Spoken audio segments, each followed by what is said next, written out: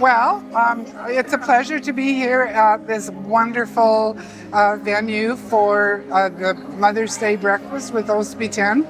I've been a member of Hospiten for several years and love the service, love everything about it, and this is just fabulous. Thank you very much.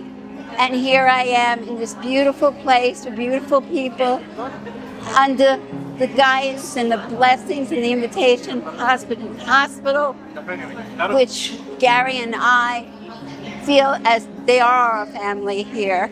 So we're celebrating Mother's Day as being part of the family. And again, thank you, Hospiten, for the invite and for making me part of your life. I have been a member of the Hospiten program since the beginning. I think I'm number 4.